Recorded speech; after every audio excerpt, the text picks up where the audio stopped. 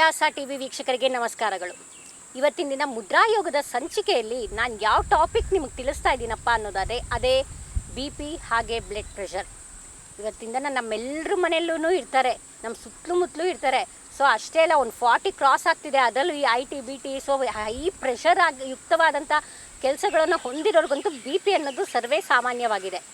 So ಹೀಗಿರುವಾಗ ಇಂತಹ BPಯಿಂದ ಯಾವ್ಯಾವ ಸಮಸ್ಯೆಗಳು ನೋಡಿ, ಹೆಚ್ಚಿನದಾದ BPಯಿಂದ ಏನಾಗುತ್ತೆ ಅಂದರೆ ಹೃದಯಾಘಾತ ಆಗುತ್ತೆ. ಹೃದಯಾಘಾತ ಆಗ್ತಿದ್ದಂಗೆ ನೆಕ್ಸ್ಟ್ ಅದು ಕಿಡ್ನಿ ಪ್ರಾಬ್ಲಮ್ಸ್ಗಳು ಆಗಬಹುದು. ಸೊ ಈ ರೀತಿಯಾದ ಎಲ್ಲ ಸಮಸ್ಯೆಗಳಿಂದ BP ಅನ್ನೋದು ಸಮಸ್ಯೆನ ಉಂಟು ಮಾಡುತ್ತೆ. ಅಷ್ಟೇ ಅಲ್ಲ, ಈ ಒಂದು BPಯಿಂದ ಇನ್ನೂ ಅತಿರೇಕವಾದ ಸಮಸ್ಯೆಗಳು ಬರ್ಬೋದು. ಸೊ ಹೀಗಿರುವಾಗ BP ಅನ್ನೋದು ಅತ್ಯಧಿಕವಾಗಿ ತುಂಬಾ ಎಫೆಕ್ಟ್ ಅಂತಂದ್ಬಿಟ್ಟು ನಾವು ಹೇಳ್ಬೋದಾಗಿದೆ. ಸೊ ಹೀಗಿರುವಾಗ BPಗೆ ಏನಪ್ಪ ಕಾರಣಗಳು ಅನ್ನೋದಾದರೆ ಅದು ಮೊದಲನೇ ರೀಸನ್ ಅಂತಲೇ ನಾವು ಹೇಳ್ಬೋದು ಅಂದರೆ ಅದೇ ಒತ್ತಡ.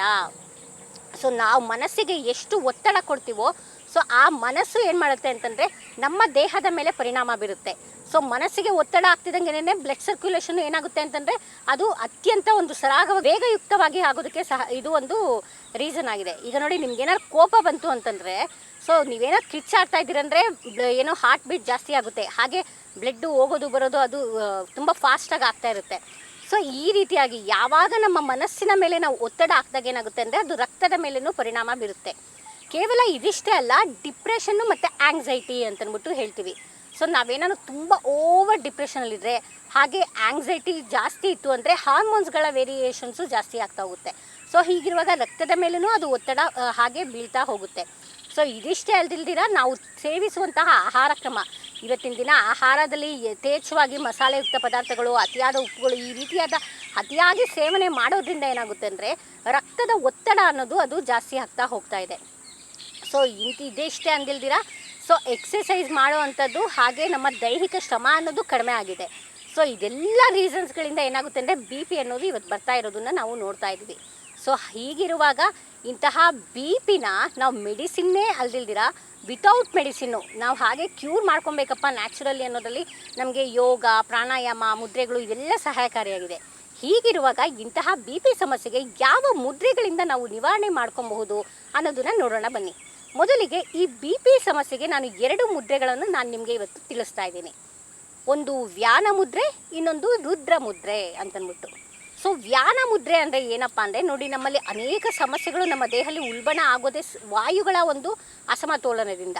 ಸೊ ಇಲ್ಲಿ ವ್ಯಾನ ಅನ್ನೋದು ಏನಾದ್ರು ಅಸಮತೋಲನ ಒಳಗಾದಾಗ ಏನಾಗುತ್ತೆ ಅಂದರೆ ತನ್ನ ಸುತ್ತಮುತ್ತಲು ಇರುವಂತಹ ಅದು ಸರಾಗವಾಗಿರುವಂತಹ ಈಗ ಬ್ಲಡ್ ಸರ್ಕ್ಯುಲೇಷನು, ಹಾರ್ಟು, ಸೊ ಮತ್ತು ಈ ಪೈಪ್ಸು, ಸೊ ಇದೆಲ್ಲ ಏನಾಗಿದೆ ಅಂದರೆ ಏರ್ ಪೈಪ್ಸು, ಸೊ ಇದೆಲ್ಲದರ ಮೇಲೆ ಏನಂದರೆ ಅದು ಪರಿಣಾಮ ಬೀರುತ್ತೆ. ಸೊ ಹೀಗಿರುವಾಗ ವ್ಯಾನನ ಬ್ಯಾಲೆನ್ಸ್ ಮಾಡೋದಕ್ಕೆ ವ್ಯಾನ ಮುದ್ರೆ ನಮಗೆ ಅತ್ಯಧಿಕವಾಗಿ ಸಹಾಯಕಾರಿಯಾಗಿದೆ. ಸೊ ಇದು ಬ್ಲಡ್ ಸರ್ಕ್ಯುಲೇಷನ್ ಸರಾಗವಾಗಿ ಹರಿಯೋದಕ್ಕೂ ಇದೊಂದು ವ್ಯಾನ ಮುದ್ರೆ ಸಹಾಯಕಾರಿಯಾಗಿದೆ. ಇದಿಷ್ಟೇ ಅಲ್ದಿಲ್ಲ, ಇನ್ನು ರುದ್ರ ಮುದ್ರೆ ನೋಡಿ. ರುದ್ರ ಅಂದರೆ ಸೊ ನಮಗೆಲ್ರಿಗೂ ಗೊತ್ತಿರೋ ಹಾಗೆ ಭಗವಂತ ಶಿವ ಅಂತಂದ್ಬಿಟ್ಟು ನಾವು ಹೇಳ್ಬೋದು. ಶಿವ ಯಾವಾಗಲೂ ಹೇಗಿರ್ತಾನೆ, ಅವನು ಸದಾ ಧ್ಯಾನಮಗ್ನಾಗಿರ್ತಾನೆ. ಸೊ ಅಂದರೆ ಈ ರುದ್ರ ಮುದ್ರೆ ಅನ್ನೋದು ಏನಾಗುತ್ತೆ ಅಂತಂದರೆ ಮನಸ್ಸಿನ ಒತ್ತಡವನ್ನು ಕಡಿಮೆ ಮಾಡುತ್ತೆ, ಹಾಗೆ ಈ ಒಂದು ದೈಹಿಕ ಒತ್ತಡವನ್ನು ಕಡಿಮೆ ಮಾಡುತ್ತೆ. ಅಂದರೆ ಮನಸ್ಸು ಮತ್ತು ದೇಹ ಒಂದು ಸರಾಗವಾದ ಸ್ಥಿತಿ, ಹಾಗೆ ಸಮಸ್ಥಿತಿ, ಹಾಗೆ ಶಾಂತ ಸ್ಥಿತಿಯಲ್ಲಿರೋದಕ್ಕೆ ಈ ರುದ್ರ ಮುದ್ರೆ ಅನ್ನೋದು ಸಹಾಯಕಾರಿಯಾಗಿದೆ. ಸೊ ಹೀಗಿರುವಾಗ ಈ 2 ಮುದ್ರೆಗಳು ಹೇಗೆ ಮಾಡೋದು ಅಂತ ನೋಡೋಣ ಬನ್ನಿ. ಸೊ ಮೊದಲಿಗೆ ವ್ಯಾನ ಮುದ್ರೆ ಅಂತ ತಗೊಂಡಾಗ ನೀವು ಈ ಪಂಚ ಬೆರಳುಗಳನ್ನು ತಗೊಂಡಾಗ ಸೊ ಮೊದಲಿಗೆ ಏನು ಮಾಡಬೇಕು ಅಂತಂದರೆ ಸೊ ಈ ನಿಮ್ಮ ಅಗ್ನಿ ತತ್ವವನ್ನು, ಸೊ ಹಾಗೆ ಈ ಒಂದು ವಾಯು ತತ್ವವನ್ನು, ಸೊ ಈ ಮತ್ತು ಆಕಾಶ ತತ್ವ, ಈ 3 ನೀವು ಮೊದಲಿಗೆ ಈ ರೀತಿಯಾಗಿ ಹಿಡಿದಿಟ್ಕೊಬೇಕು. ಇನ್ನು ಮಿಕ್ಕಿದಂತಹ ಈ ಒಂದು ಬೆರಳುಗಳನ್ನು ಎಂಗೇಜ್ ಆಗಿ ಇರಿಸಬೇಕಾಗುತ್ತೆ. ಸೊ ಇದನ್ನು ನಾವೇನು ಹೇಳ್ತೀವಿ ಅಂದರೆ ವ್ಯಾನ ಮುದ್ರೆ ಅಂತಂದ್ಬಿಟ್ಟು ನಾವು ಹೇಳ್ತೀವಿ. ಸೊ ಈ ರೀತಿಯಾಗಿರೋದ್ರಿಂದ ನಮ್ಮ ಪಂಚವಾಯುಗಳು ನಮ್ಮಲ್ಲಿ ಇದೆ, ಅದರಲ್ಲಿ ವ್ಯಾನ ಸಹನೂ ಒಂದಾಗಿದೆ. ನೋಡಿ, ಪ್ರಾಣ ಅನ್ನೋದು ನಾವು ತೊಗೊಳ್ಳೋ ಉಸಿರಾಟ, ವ್ಯಾನ ಅನ್ನೋದು ಅದು ಕೆಳಗಡೆ ಬರುತ್ತೆ. ಸೊ ಇದನ್ನು ಸಮಾನಾಂತರವಾಗಿ ನಿಯಂತ್ರಿಸಿದಾಗ ಹಾರ್ಟ್ಗೆ, ಸೊ ಹಾಗೆ ಆ ವಿಂಡ್ ಪೈಪ್ಗೆ, ಸೊ ಹಾಗೆ ಬ್ಲಡ್ ಸರ್ಕ್ಯುಲೇಷನ್ಸ್ಗೆ, ಇದಕ್ಕೆಲ್ಲದಕ್ಕೂ ಈ ವ್ಯಾನ ಮುದ್ರೆ ಅನ್ನೋದು ಅತ್ಯಧಿಕವಾಗಿ ಯೂಸ್ ಆಗಿದೆ. ಯಾಕಂದರೆ ಈ ಬ್ಲಡ್ ಪಂಪ್ ಅನ್ನೋದು ಹಾರ್ಟ್ ಮುಖಾಂತರ ಅದು ಪ್ಯೂರಿಫಿಕೇಷನ್ ಆಗಿ ಹೋಗೋದ್ರಿಂದ ಏನಾಗುತ್ತೆ ಅಂದರೆ ವ್ಯಾನ ಮುದ್ರೆ ಅನ್ನೋದು, ವ್ಯಾನ ಬಂದ್ಬಿಟ್ಟು ಈ ಹಾರ್ಟ್ ಇದನ್ನೇ ನಿಯಂತ್ರಿಸುವಂತಹ ಒಂದು ವಾಯು ಆಗಿದೆ. ಸೊ ಹಾಗಾಗಿ ಅದು ಪ್ಯೂರಿಫಿಕೇಷನ್ ಮಾಡುವಲ್ಲಿ ಇದು ಹೆಲ್ಪ್ ಆಗುತ್ತೆ.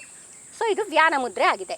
ಇನ್ನು ರುದ್ರ ಮುದ್ರೆ ಹೇಗಪ್ಪ ಮಾಡೋದು ಅನ್ನೋದಾದರೆ ನೋಡಿ, ರುದ್ರ ಸದಾ ಮೆಡಿಟೇಷನಲ್ಲಿ ಇರ್ತಾನೆ, ಸದಾ ಧ್ಯಾನ ಮಗ್ನನಾಗಿರ್ತಾನೆ.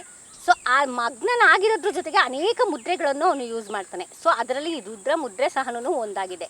ಸೊ ಮೊದಲಿಗೆ ನಿಮ್ಮ ಪಂಚ ಬೆರಳುಗಳನ್ನು ತೊಗೊಂಡಾಗ ಏನು ಅಂತಂದರೆ, ಸೊ ನಿಮ್ಮ ಉಂಗುರದ ಬೆರಳನ್ನು ತಗೊಳ್ಳಿ, ಹಾಗೆ ನಿಮ್ಮ ಈ ತೋರು ಬೆರಳು, ವಾಯು ಸಂಹಿತವಾದಂತಹ ಸಂಕೇತಿತ ಬೆರಳು, ಇದನ್ನು ತಗೊಳ್ಳಿ.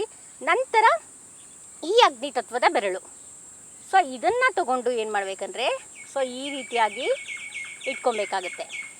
ನೋಡಿ, ನಿಮ್ಮ ಆಕಾಶ ತತ್ವದ ಬೆರಳು ಹಾಗೆ ಜಲತತ್ವದ ಬೆರಳು ಎಂಗೇಜ್ ಆಗಿರಬೇಕು. ನೋಡಿ, ಈ ರೀತಿಯಾಗಿರೋದನ್ನು ನಾವು ರುದ್ರ ಮುದ್ರೆ ಅಂತಂದ್ಬಿಟ್ಟು ಹೇಳ್ತೀವಿ. ಸೊ ಈ ಒಂದು ರುದ್ರ ಮುದ್ರೆನ ನೀವು ಹಾಕಿ ಸೊ ನೀವು ಮೆಡಿಟೇಷನ್ ಮಾಡೋದ್ರಿಂದ, ಸೊ ಹಾಗೆ ಉಸಿರಾಟವನ್ನು ಸರಾಗವಾಗಿ ಮಾಡೋದ್ರಿಂದ ಏನಾಗುತ್ತೆ ಅಂತಂದರೆ, ಸೊ ಬಿ ಪಿ ಅನ್ನೋದು ಕಡಿಮೆ ಆಗ್ತಾ ಹೋಗುತ್ತೆ. ಸೊ ಇವಾಗ ನನ್ನ ಜೊತೆ ಒಂದು ಸತಿ ರುದ್ರ ಮುದ್ರೆಯ ಪ್ರಾಕ್ಟೀಸ್ನ ಮಾಡ್ತಾ ಬನ್ನಿ.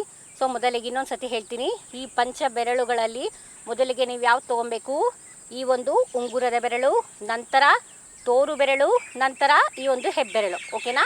ಸೊ ಇಷ್ಟು ಬೆರಳುಗಳನ್ನು ತಗೊಳ್ಳಿ. ನೋಡಿ, ಇವೆರಡೂ ಈ ರೀತಿಯಾಗಿ ಇರಬೇಕು. ಯಾವುದು? ಕಿರಿ ಬೆರಳು ಹಾಗೆ ಮಧ್ಯದ ಬೆರಳು. ಸೊ ಇದನ್ನು ಈ ರೀತಿಯಾಗಿ ಇಟ್ಕೊಬೇಕು. ಯಾವುದೇ ಮುದ್ರೆ ಮಾಡುವಾಗ ನೀವು ಅದು ಏನಂದರೆ ಕಾಸ್ಮಿಕ್ ರೇಸು ಮತ್ತು ಎಲ್ಲ ಪಂಚಭೂತಗಳಿಗೆ ತಾಕುವಂತೆ, ಅಂದರೆ ಅದು ಮೇಲ್ಮುಖವಾಗಿ ಇಟ್ಕೊಬೇಕಾಗುತ್ತೆ ನೀವು. ಸೊ ಈ ರೀತಿಯಾಗಿ ಇಟ್ಕೊಂಡು, so breathe in, take a breath, inhale, hold, exhale. ಎಷ್ಟು ಸಾಧ್ಯನೋ ಅಷ್ಟು ನಿಧಾನವಾಗಿ, ಸರಾಗವಾಗಿ, ಡೀಪಾಗಿ, ಏಕಾಗ್ರತೆಯಿಂದ ಉಸಿರಾಟ ಮಾಡಬೇಕು. ಸೊ ಹೀಗೆ ಮುಂಜಾನೆ ಹಾಗೆ ಸಾಯಂಕಾಲ, ಸೊ ಹಾಫ್ ಆನ್ ಅವರ್ 2 ಮುದ್ರೆಗಳನ್ನು ನೀವು ಪ್ರಾಕ್ಟೀಸ್ ಮಾಡ್ತಾ ಬಂದರೆ, ಸೊ ಅದರಲ್ಲಿ 21 ದಿನಗಳು ಅಂತ ನಾನು ಯಾವಾಗಲೂ ಹೇಳ್ತಾ ಇದ್ದೀನಿ. ಈ ದಿನಗಳವರೆಗೂ ನೀವು ಮಾಡ್ಕೊತ ಬಂದರೆ ನಿಮಗೆ ಇರುವಂಥ ಸಮಸ್ಯೆಗಳು ನಿವಾರಣೆ ಆಗುತ್ತೆ. ಸೊ ಬಿ ಪಿ ಸಮಸ್ಯೆ ಅನ್ನೋದೇನಿದೆ ಅದು ಕಡಿಮೆ ಆಗೋದಕ್ಕೆ, ನಿಮ್ಮ ಮನಸ್ಸಿನ ಒತ್ತಡ ಕಡಿಮೆ ಆಗಿ ಬ್ಲಡ್ ಸರ್ಕ್ಯುಲೇಷನ್ ಸರಾಗವಾಗಿ ಆಗಿ ಬ್ಲಡ್ ಸರ್ಕ್ಯುಲೇಷನಲ್ಲಿ ಕಡಿಮೆ ಆಗೋದಕ್ಕೆ ಈ ಒಂದು ಮುದ್ರೆಗಳು ಸಹಾಯಕಾರಿಯಾಗಿದೆ ಅಂತ ಹೇಳ್ತಾ, ಇದನ್ನು ಪ್ರಾಕ್ಟೀಸ್ ಮಾಡಿ ಬಿ ಪಿಯಿಂದ ಮುಕ್ತರಾಗಿ ಅಂತ ಹೇಳ್ತಾ ಇವತ್ತಿನ ಈ ಸಂಚಿಕೆಯನ್ನು ಮುಗಿಸ್ತಿದ್ದೇನೆ. ನಮಸ್ಕಾರ.